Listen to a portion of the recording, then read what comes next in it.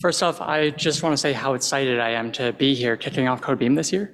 It's honestly a little bit surreal being on this big stage and looking out into an empty auditorium with all of your faces at the back of the room on Zoom, but it's a little bit of a cool setup, so I'm glad we got it working. My talk is titled 100 Years of Erlang, and it's the end result of almost a year spent trying to learn as much as possible about the history of Erlang as I could. I've been working with Elixir for most of a decade, and I'm still constantly finding features in the platform that surprise me. Whenever I look into the origin of these features, they nearly always point to telephony. Since that's a field I know nothing about, I began to suspect that if I could better understand telephony, I could better understand Erlang. This thought turned into an obsession. I became absolutely enthralled with the history of the language and spent nearly all of my free time this year reading whatever documents I could find. Though most of these documents started with Erlang, these sources eventually started taking me to some pretty niche places. Many of my slides include snippets from some of the resources I encountered. If you're a quick reader, you might appreciate the extra context they add, but none of them are required to follow along with what I'm saying, so don't stress out too much if I move too quickly.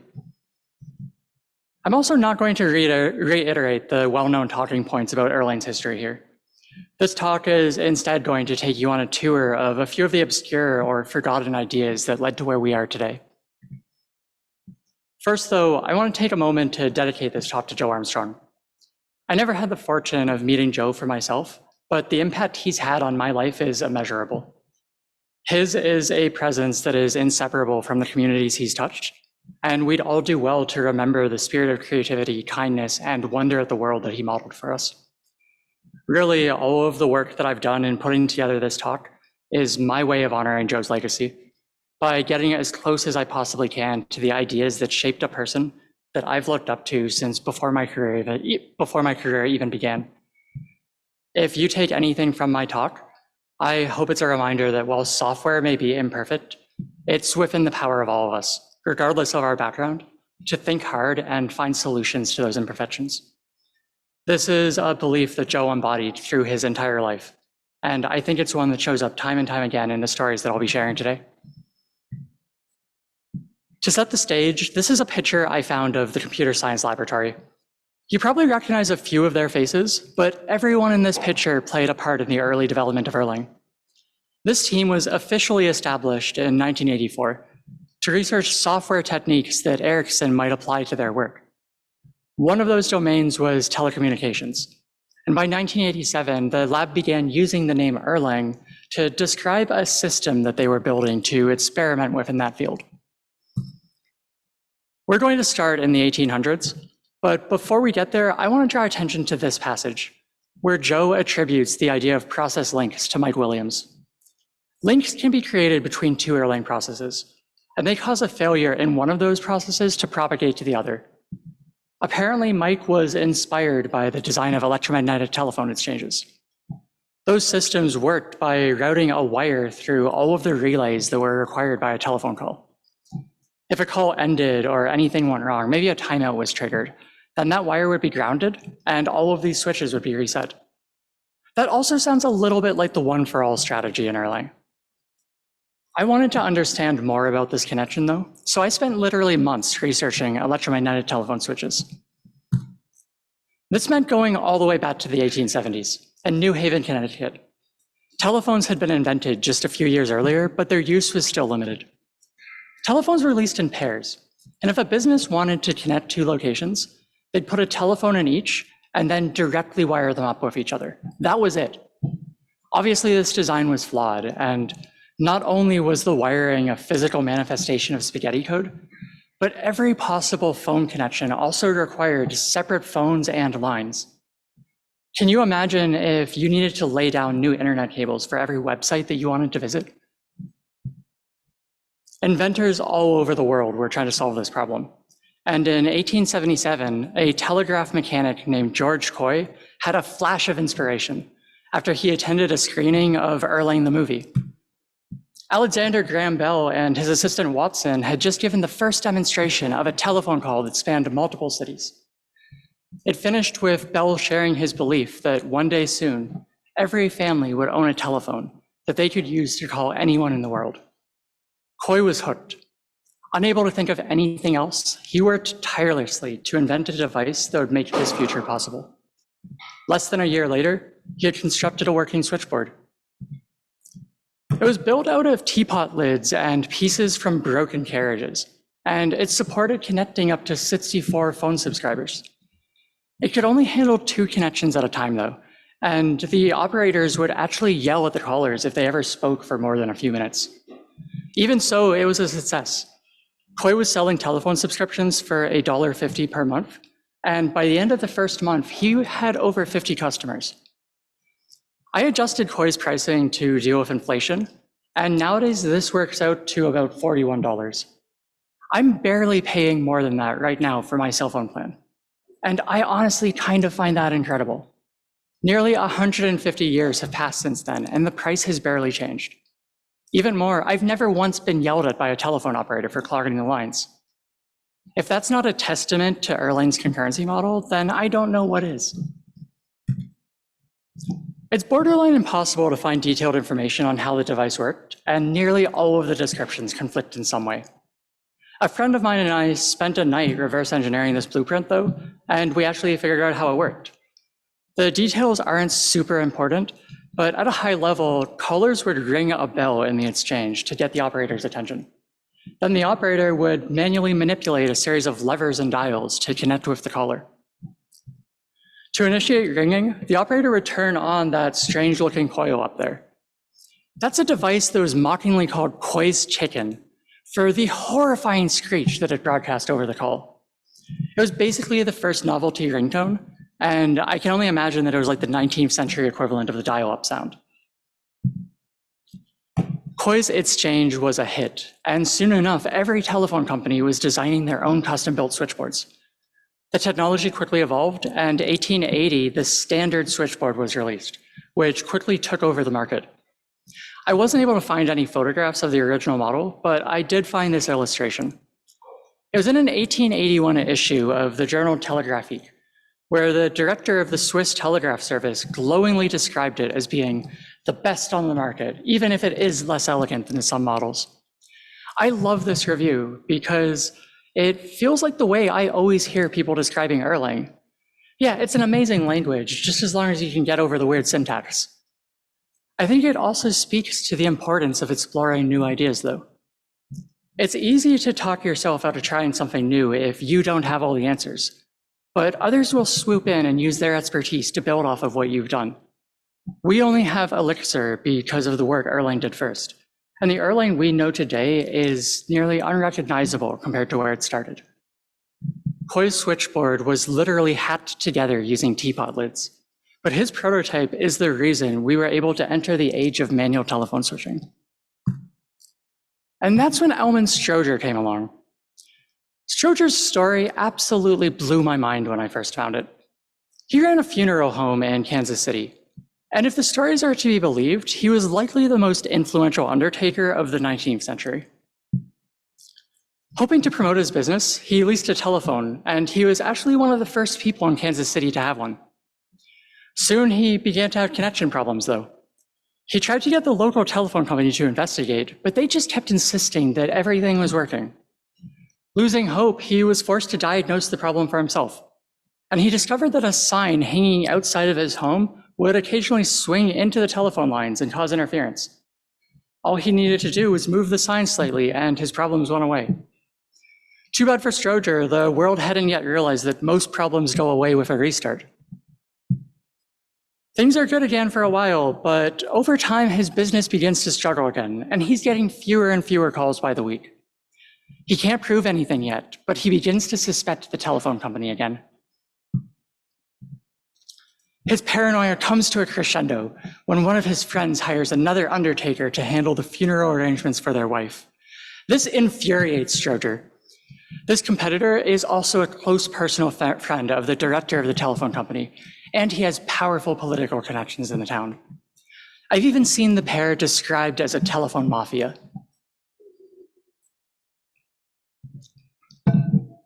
Worse yet, Stroger does some digging, and he learns that a local telephone operator is having an affair with his competitor. Stroger concludes that the whole lot of them must be working together to sink his business. Stroger isn't going to take this attack lightly, and he wages outright war on the telephone industry. In a fit of rage, he dedicates himself to the idea that no one should ever have to suffer these injustices ever again. As any reasonable person in his situation would do, he decides that the obvious solution is to invent an electromagnetic telephone switch so that he can automate away telephone operators entirely. Stroger gets to work, and he begins by observing exactly what it is that telephone operators do. He notices that when someone calls into an exchange and gives the operator the name of the person they're calling, the operator looks up that name to find their line number. That number gives the coordinates of a line on the switchboard. If the number is 43, then the operator finds the fourth row and the third column, and they patch that line into the call. Stroger uses this information and invents phone numbers, and realizes that all he needs to do is encode these numbers as electrical pulses, and then somehow route a telephone to the line associated with the given number. As the legend has it, he quickly constructs a prototype using shirt collars and pencils. Somehow it works, and by 1891, Stroger is granted a patent for what is now commonly called the Stroger Switch or the step-by-step switch. The device is a variant of a uniselector, which was an earlier mechanism that allowed an electrical signal to be redirected to a number of different outputs by turning a hand crank. In Stroger's case, the device is instead controlled with electrical pulses. I'm going to explain how one of the later iterations worked. The idea is that metal contacts are arranged into a semi-cylindrical bank. Each contact corresponds to a phone line and is addressable using a number. As before, the number 35 would map to the third row and the fifth contact. Alongside this bank is a metal arm that can be controlled by the calling party. By moving the arm up to the correct row and then rotating it to the correct contact, they can open a connection with whoever they want. Initially, this arm is controlled using telegraph keys, and each tap of a key sends an electrical pulse that steps the arm. One key steps it vertically, and another steps it horizontally. Dialing numbers like this is slow and error-prone, though, so the design soon evolves into a rotary dial of the sort that we usually associate with early telephones. Rather than tapping out pulses one by one, a rotary dial sends out pulses while it rotates back to the neutral position. Dialing 2 sends 2 pulses, dialing 8 sends 8, and so on. Stroger's company put out the first of these phones at the turn of the century, but outside of his exchanges, rotary dials don't find use for over 20 years in the 1920s. I think this parallels a problem we see in software too, where massive improvements to the state of the art sometimes take decades to make their way into the mainstream. Erlang has been around for 30 years, and only recently is it starting to be picked up outside of its original niche.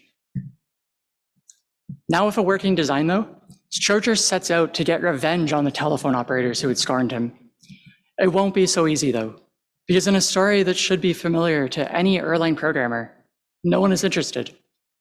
Here he is, promising a revolutionary device that can automate away an industry, while eliminating entire categories of human and operational error, and no one is even willing to speak to him. He realizes that he needs to start his own exchange, and here luck is on his side. The year is 1892, and he comes across a small town in Indiana named LaPorte. The town previously had telephone service, but in 1890, the local telephone company is sued by Bell for patent infringement. A judge eventually rules that their equipment needs to be removed, leaving the town without service. Now, 2 years later, and still without working phones, the town is clamoring for what they lost, and Stroger jumps in to take advantage of the opportunity. Stroger moves into the town, and he opens his first exchange. Within 5 years, his company spreads across the eastern seaboard. By the end of the century, his designs make their way to Europe, where they continue to flourish, until Bell is eventually forced to license his technology in 1916. The Stroger system goes on to dominate the way telephone switching is done until the 1970s. As for Stroger himself, I think that's obvious. With the telephone operators finally out of his way, he can go back to doing what he loves. And in 1896, he retires to Florida, and he spends the rest of his life working as an undertaker.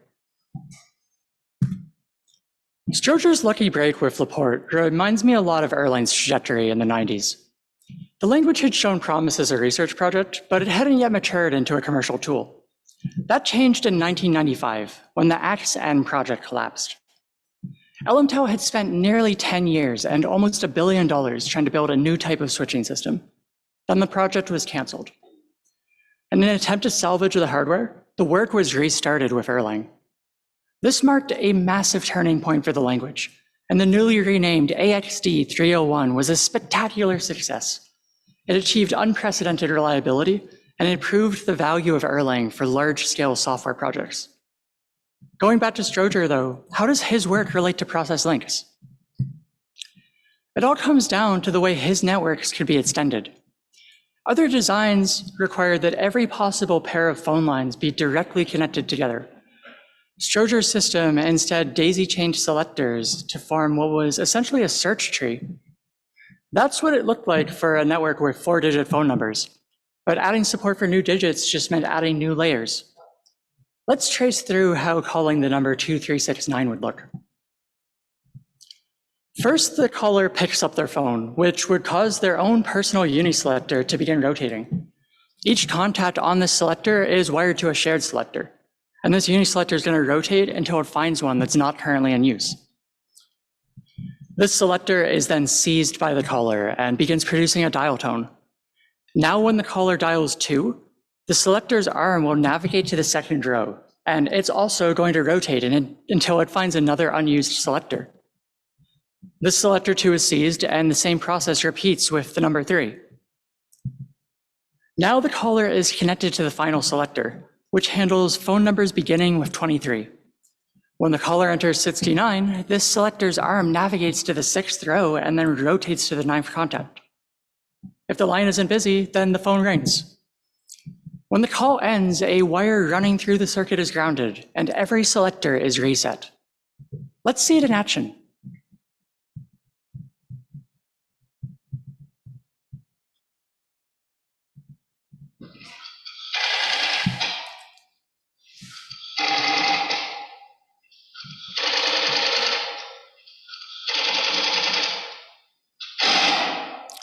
Have you ever heard a supervision tree sound so good? That's the sound of Mike Williams inventing process links. We covered a lot here, but I think this 100-year period of history can be summed up perfectly by one quote. If you wish to make an Erlang from scratch, you must first invent the uniselector. We're up to the 70s now, which means it's time to understand what these cryptic footnotes mean. Apparently something named strand inspired Erlang's early syntax. Unfortunately, half the book is missing, which includes all of the citations. That's what Wikipedia is for, though.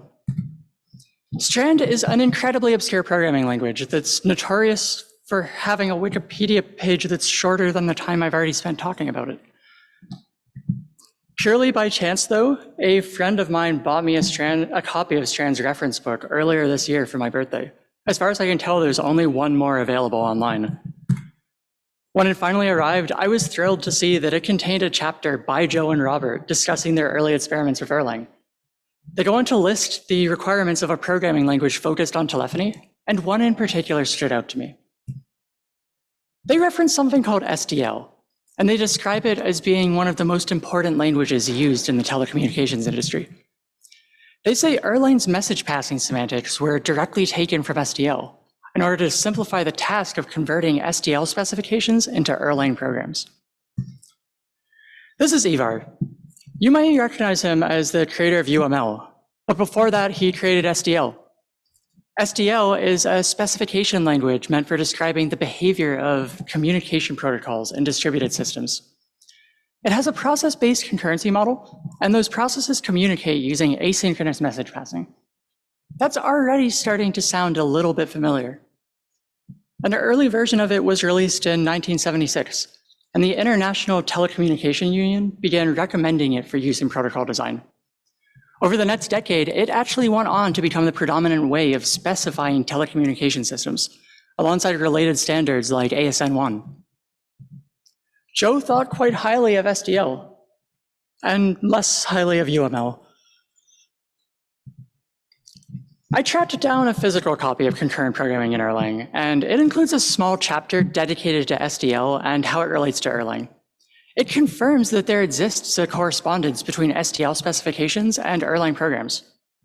The variant of SDL that I'll discuss here is a simplification of the language, but it still captures the main ideas. In its graphical form, SDL programs are diagrams that describe how a process transitions through a state machine in response to incoming messages. There's 5 symbols defined. The state symbol names the current state, and it maps to Erlang's receive expression. The output symbol sends a message. The input symbol consumes a message, and it maps to a pattern in an Erlang receive expression. The save symbol is a little bit weird. It's used to buffer out-of-order messages. The CS lab at the time had noticed that a common idiom in SDL was to buffer all unexpected messages to be replayed later. So they actually made this the default behavior in Erlang. That's where Erlang's selective receive comes from. Lastly, the task symbol denotes side-effectful work, and it usually just maps to a function call. Taken all together, the diagram on the right describes the idle state in a plain old telephone service. First, the process blocks until it receives an off-hook or a seize message. If off-hook is received, the process starts the dial tone and transitions to getting number. If a seize message is received, then seized is sent back to the sender, and it begins ringing and transitions to the ringing B-side state. Converted to Elixir, this SDL program would look like this.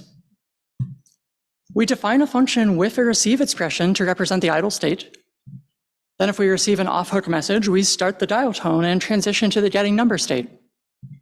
Otherwise, if we receive the seize message, we acknowledge receipt of the message to the sender, we begin ringing, and we transition to the ringing B-side state. Lastly, we can just spawn a process in the idle state and begin communicating with it according to the protocol. Both programs share the same structure and many of the same semantics, so the translation from one to the other is obvious. In the early days of Erlang, they'd actually convert SDL specifications to Erlang through exactly the same methods I've outlined here. To borrow a term from formal methods, this translation is a refinement from an abstract specification to a concrete executable program. SDL describes what the system must do, and the Erlang code describes how to do it. In fact, in 1993, another member of the CS lab published a paper describing how to automatically generate Erlang code from an SDL specification. They actually ran experiments where they compiled telephony protocols to Erlang and used them to control real hardware. That same year, the SDL standard was extended to include message sequence charts. These are diagrams for visualizing traces of messages in a system of communicating components. They were used heavily by the early OTP team, and Erlang actually still includes a library named ETViewer that can generate them from your application. Let's step back to 1985, though. Joe was a physicist writing software for the Viking satellite.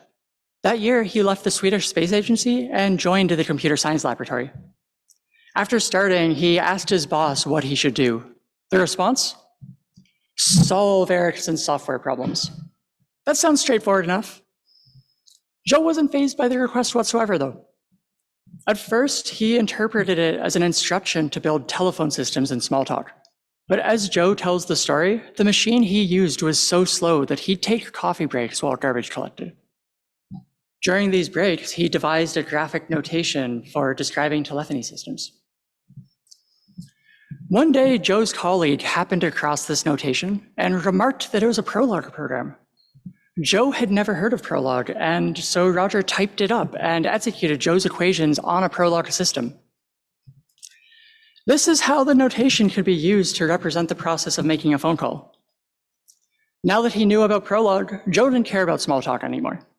His new focus became turning Prolog into the perfect tool for programming telephony. I'll get to what that looked like in a moment, but I want to talk more about Prolog.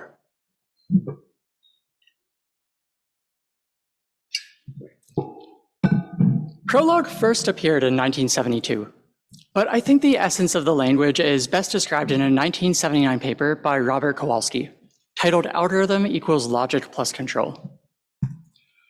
Kowalski makes the argument that an algorithm can be decomposed into two pieces, a logic component that specifies the knowledge to be used in solving a problem, and a control component, which determines the problem-solving strategies by which that knowledge is used. To use a familiar example, one control component may solve a problem sequentially, where another may do so in parallel.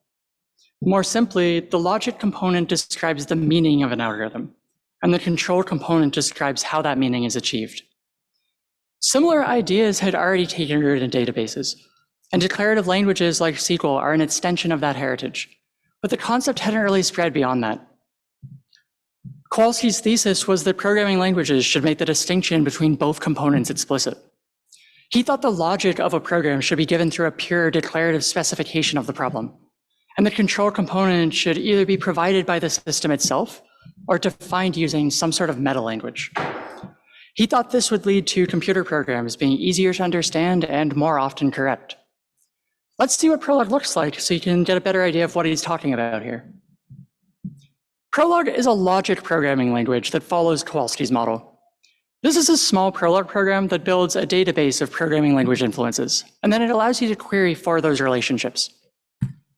In Prolog, all data is represented by what are called terms. This first line actually has 3 of them. There's 2 atoms and something called a functor, but don't worry about that. This is the origin of the words term and atom in Erlang, but they trace back even further to first-order logic. Similarly, all Prolog programs are made up of predicates, and this program has 2 of them, influences and ancestor. Like Erlang functions, these are denoted by the name of the predicate and the arity, influences /2, for example. Each predicate is made up of a collection of clauses, which are similar to function heads in Erlang. These are facts since they have no body. They're always taken to be true. By listing out each influence like this, Prolog is able to learn of these relationships. These are rules.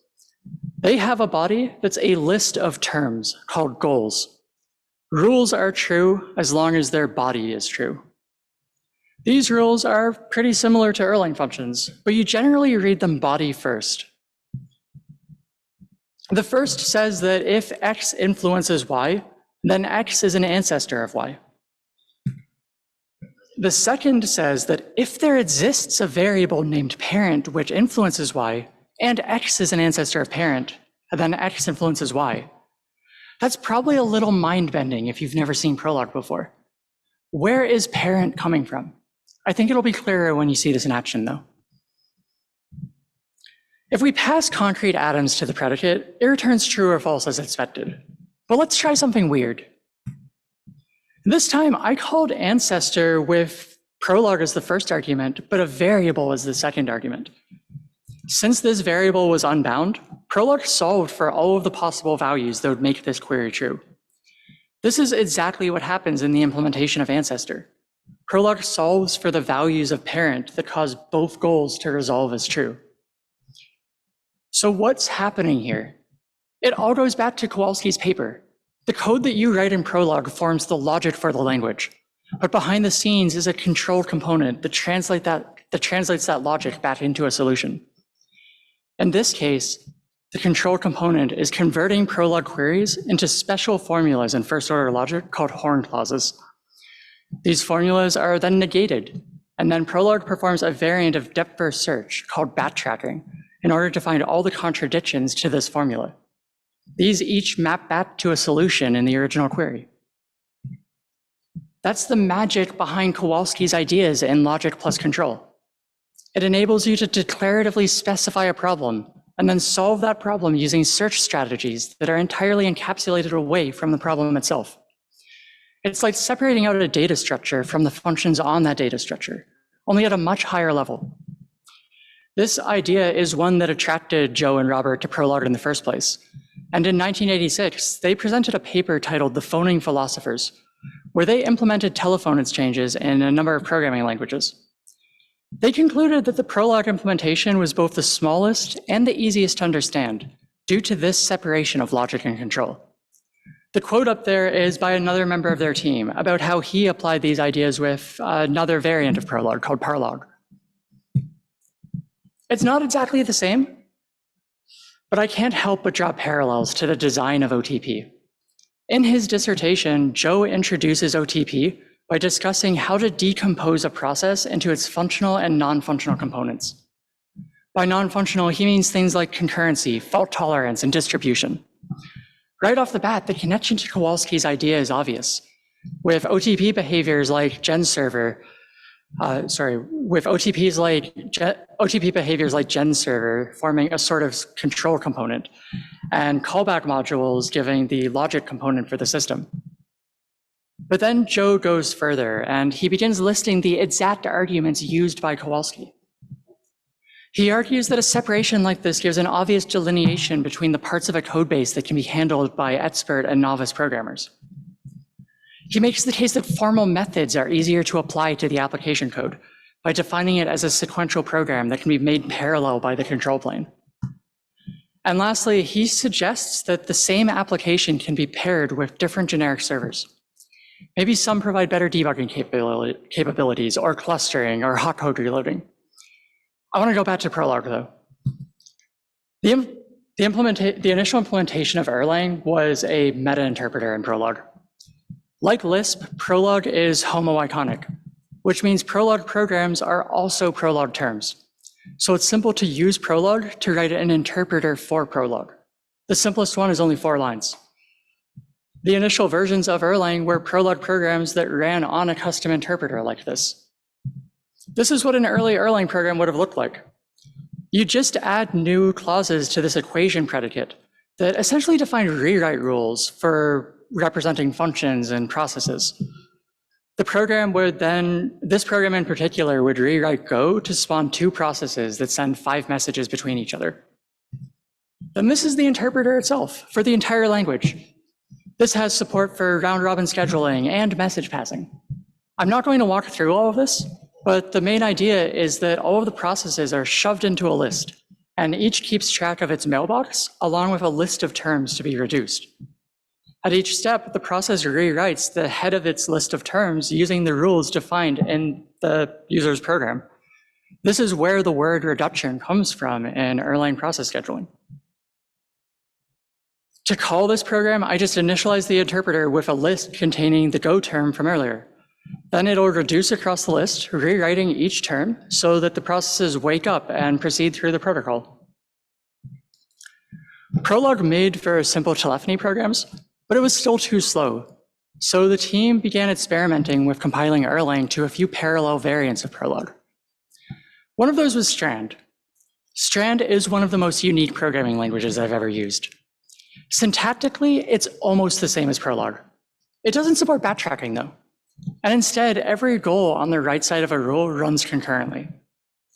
Variables are used as the synchronization primitives, and a process will suspend if it tries to read from a variable that hasn't yet been assigned a value.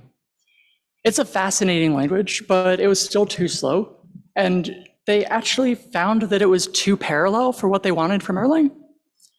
That's when they switched to implementing the JAM in C. JAM stands for Joe's Abstract Machine, and it was heavily influenced by an abstract machine for Prolog named Warren's Abstract Machine. The JAM is mentioned in this document from 1989. Joe went with the name JAM, but if you look at the top behind my picture there, you might see the word Joseph, or Joe's own super Erlang programming house. Personally, I wish he had gone with that. I could talk for hours about Prolog, but there's really one last idea that I want to talk about, and I think it's the most important part of this talk. Getting Erlang to talk to the outside world is a paper that Joe wrote in 2002. It's not as well known as some of his other work, but I think it represents the culmination of a philosophy of software that he had been building up to over the course of his career. Right off the bat, it jumps into some pretty heavy problems. The paper is concerned with building reliable distributed systems out of asynchronous communicating components. Importantly, it makes no assumptions about how those components are implemented. Some might be Erlang and others Java. Soon after, it gets to the core idea. If one component of the system is faulty, how can you determine which it is? As an answer to this question, Joe introduces the universal binary format. UBF is a few different things. UBF-A is a data transport format. But UBFB is a programming language for specifying server-client protocols that communicate using UBFA encoded data. Usually people focus on the data transport format, but I think that's unfortunate. Because while UBFA does some interesting things, I think it only does them in service of the larger goal that's fulfilled by UBFB. This is how both parts of UBF would show up in a distributed system. The key insight here is the center part of the diagram with the contract checker. The idea is that you would use UBFB to specify a communication protocol, which you would use as a parameter to a generic contract checker. The contract checker would then sit between the server and any clients, and it would check all incoming and outgoing messages to ensure that they conform to the protocol. Not only does it verify that the types of data passing through the system, but it also verifies the semantics by checking that data is only sent or received when allowed for by the protocol. Very few tools work this way. We have things like Thrift, OpenAPI, or gRPC, but none of these tools capture semantics or state. If UBF's contract checker finds a protocol violation in any of these messages, then both sides of the conversation are immediately alerted with a detailed error of what went wrong. This concept is everything I've talked about today, all rolled up into one. The user describes the server using a high-level specification like SDL, and then an implementation of a contract checker is derived from that. And there's no reason you couldn't also derive mocks or models or something else entirely from the same specification. It's basically the purest example of how the ideas in logic plus control can be combined with OTP.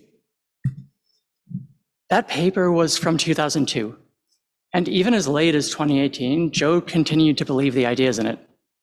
And I don't find that surprising. Through all of the research I've done in tracing through everything Joe has written, so much of it seems like it was building up toward this idea. All of his work shares the same theme of separating out the purpose of a system from its implementation. And for the sorts of systems that Joe built, the purpose of a system was how it communicated with the rest of the world. In reading his work, it sometimes even feels like he viewed Erlang itself as an implementation detail. It wasn't the processes that interested him, it was the messages that were passed between them. I feel like this runs contrary to the way so many of us write applications today. We spend so much time documenting what our functions do or testing that they behave properly. But how much attention do we really give to the protocols that our processes communicate through? And many of the code bases I've worked with, these protocols are unspecified entirely.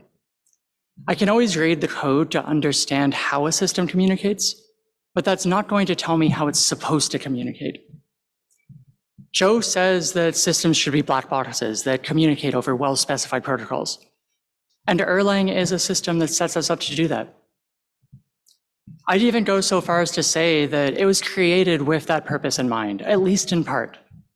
We talk a lot about Erlang's benefits, but I think we ignore an important part of why Erlang succeeded. Erlang's concurrency model and fault tolerance are incredibly powerful, but it was only by combining them with this idea of well-specified protocols that the OTP team was able to accomplish the things they did with Erlang. That's my reading of Erlang's history, at least. And it's an interpretation that makes my imagination run wild with all of the different ways to connect systems together and specify their interactions. I'm not the only one who feels that way either.